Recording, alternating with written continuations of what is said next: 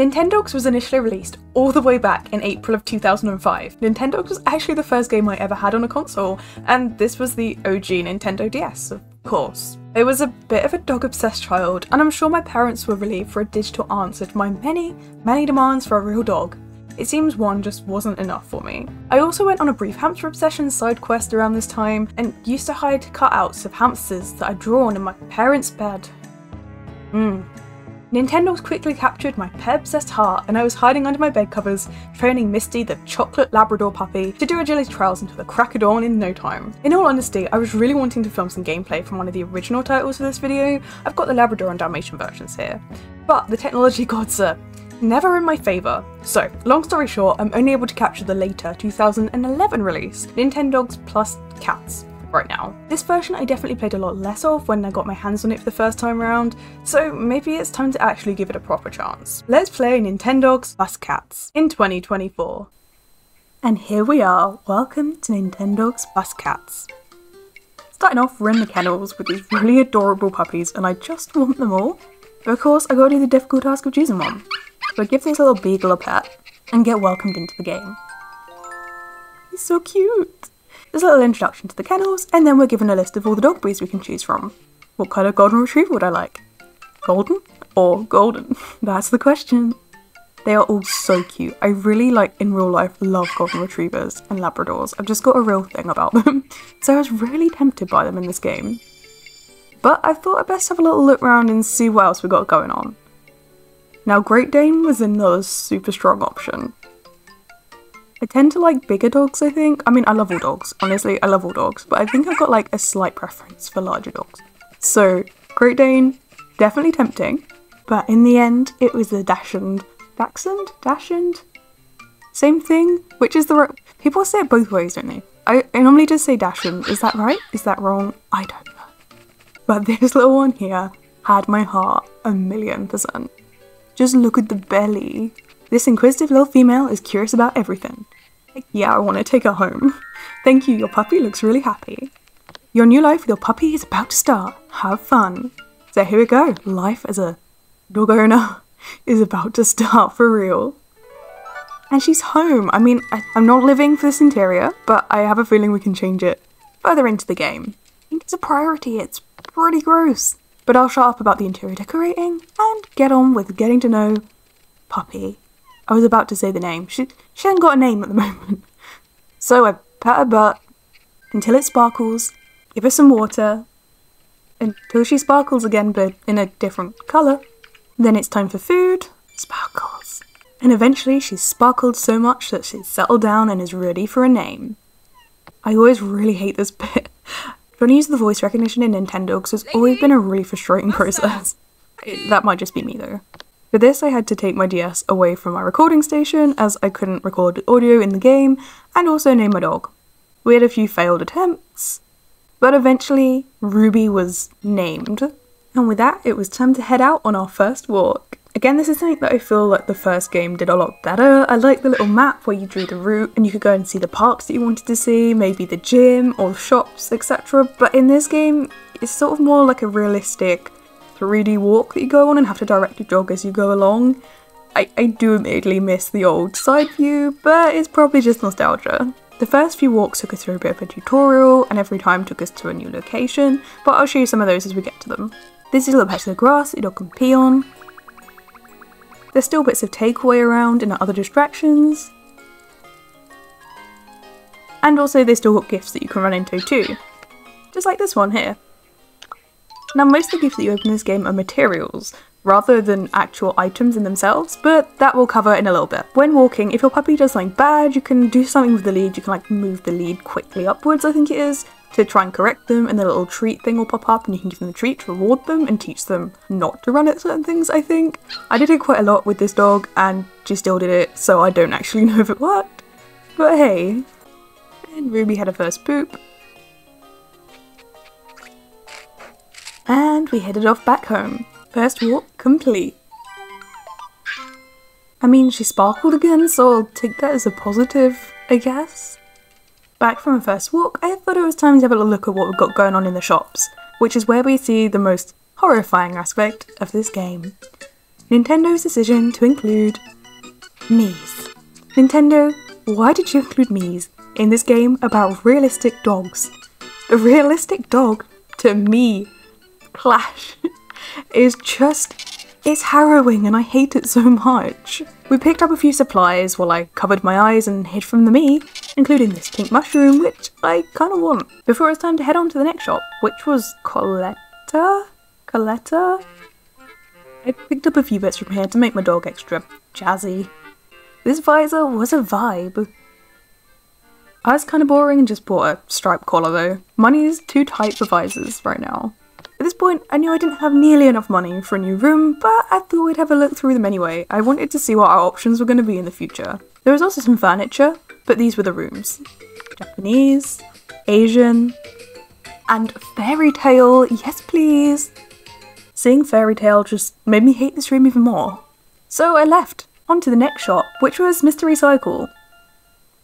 Here we could sell things we no longer needed, but also use these materials we've been finding on walks to make new items, such as leads, a keyboard, a RC helicopter. What more could you dream of? Now I'm sure more things unlock as we get further through the game, but these are options that we have right now. In my gameplay here we didn't unlock any more, but I was picking up items that weren't used in any of these things, so I'm guessing there are more. Nintendogs Cats also has this diary feature where you can scribble little notes, like physically with the stylus, which is really cute. And by clicking on the little Mii icon in the corner, you can view your trainer points, which is like a little record of your game score, I guess. It goes down if you're kind of mean to your dog and goes up when you feed them and do general care tasks. I believe acquiring trainer points unlocks other items and other in-game things. I drew this goofy dog, and that was like the only time I opened the diary, apart from to see my trainer points. On our next walk, we encountered some more horrific Miis and their super realistic dogs. They gave us a few little tips, and my dog either made friends with their dog or absolutely hated the experience. And then we returned home pretty quickly after this one.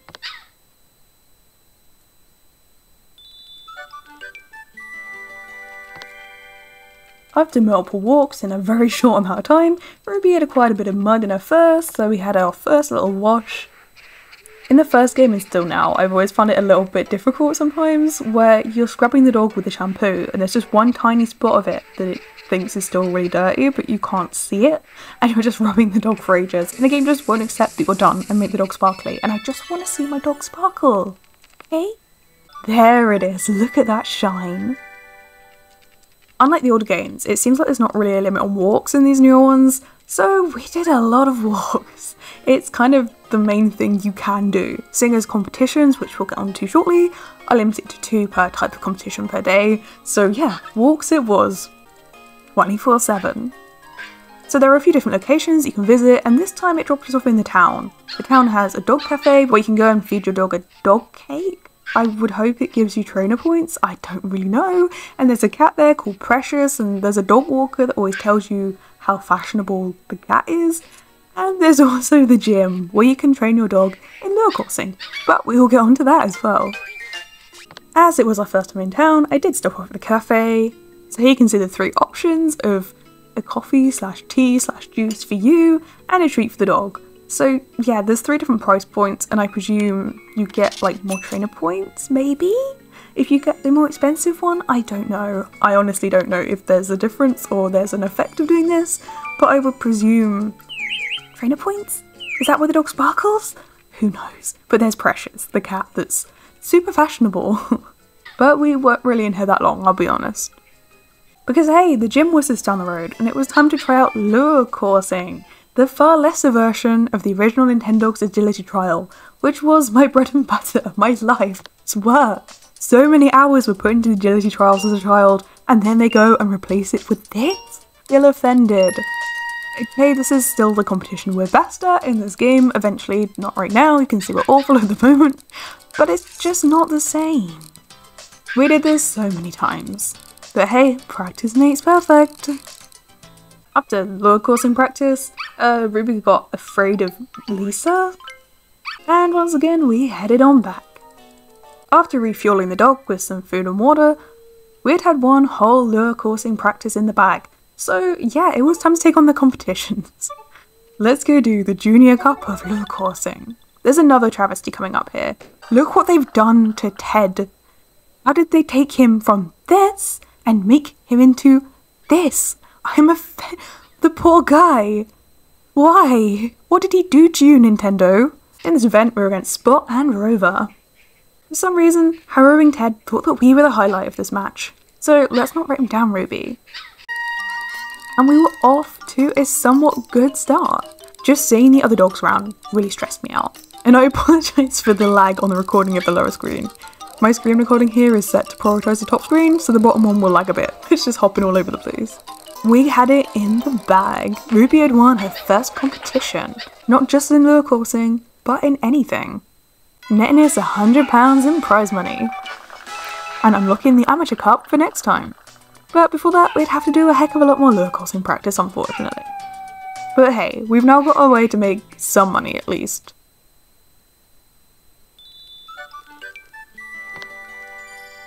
Later that day we went back after doing a little bit of practice, and this is how it went. So yeah, I'm not showing my face here for a while.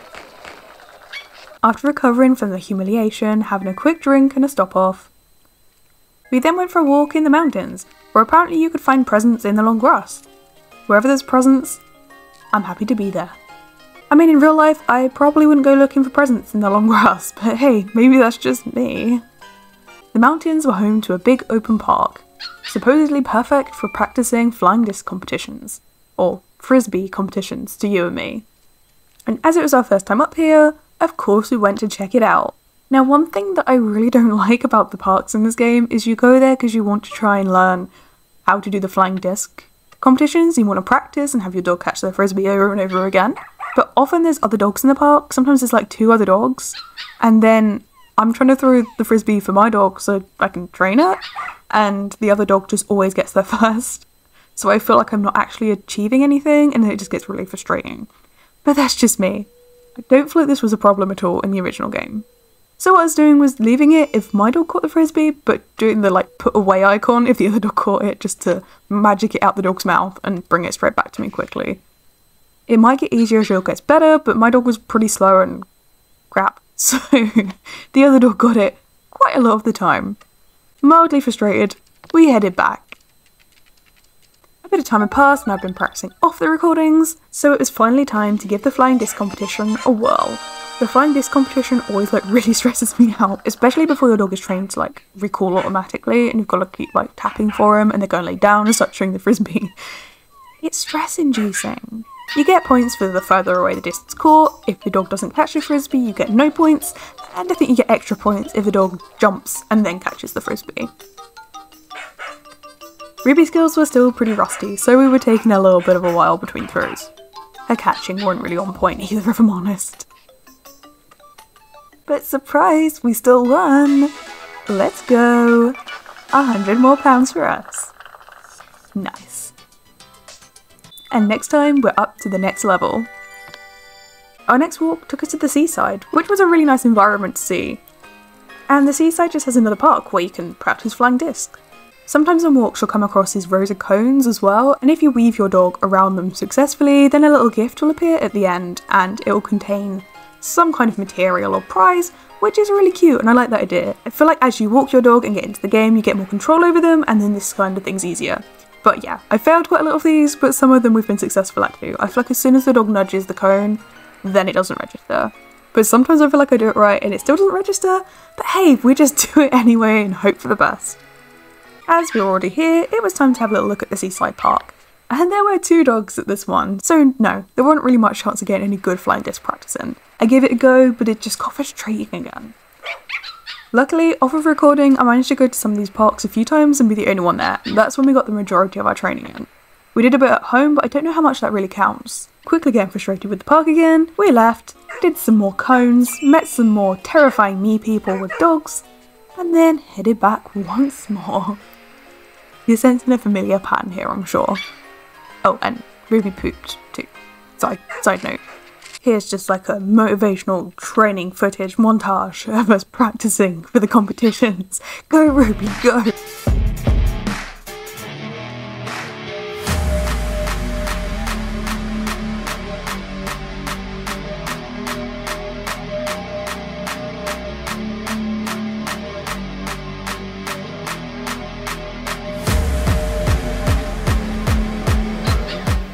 After a few days of racking up the cash, getting maybe 2 competitions, I decided it was time for a second dog.